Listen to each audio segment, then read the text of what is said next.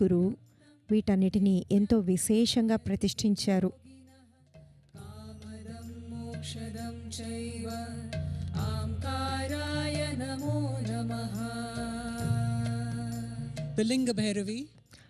లింగ భైరవి ఆలయం వద్దకు చేరుకుంటున్నారు.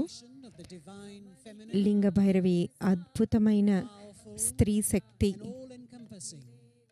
ఎంతో దయాసాగరి, కరుణామయి.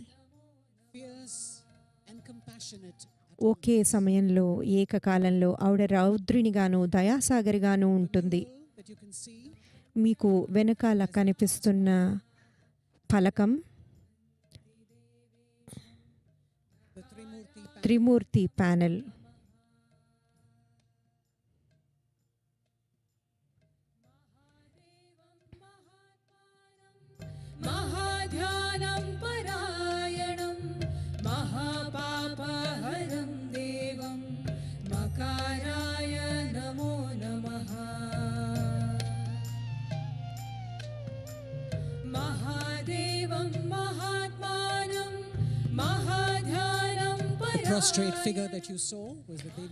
మీరు చూసిన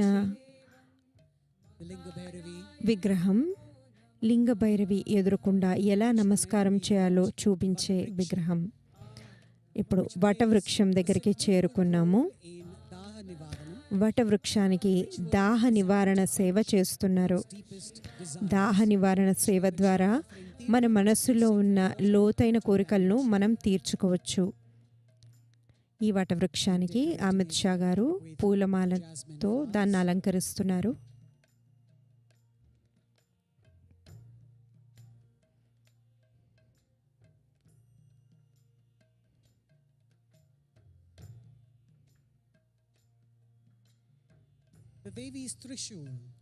దేవి త్రిశూలం ఆవిడ తీక్ష్ణ శక్తిని సూచిస్తుంది. ఆయన ఇక్కడ ఒక నెయ్యి దీపం సమర్పించారు.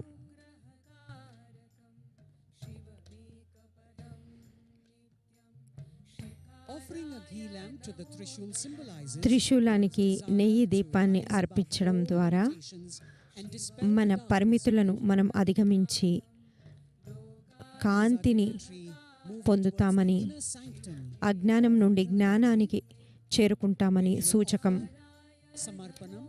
ఆయన లింగ భైరవి గర్భగుడికి చేరుకున్నారు.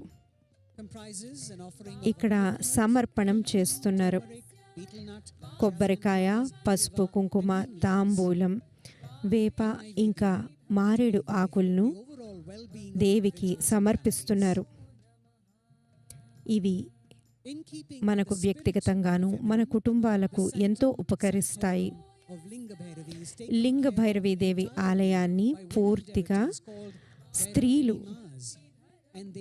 ఆరాధిస్తారు. ఇక్కడ బైరాగిణి మాలు ఇంకా దేవి ఉపాసకులు నిత్యం చేయవలసిన క్రతువులు చేస్తుంటారు. లింగ భైరవి దేవి శక్తి మానవ దేహంలోని 3 చక్రాలను బలోపేతం చేస్తుంది. శరీరాన్ని దృఢంగాను, మనస్సుని స్థిరంగాను నిలుపుతుంది.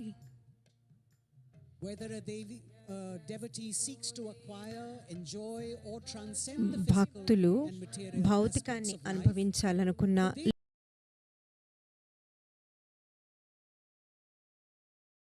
కోరుకున్న ఏవైనా సరే దేవి వాటిని వారికి అనుగ్రహిస్తుంది.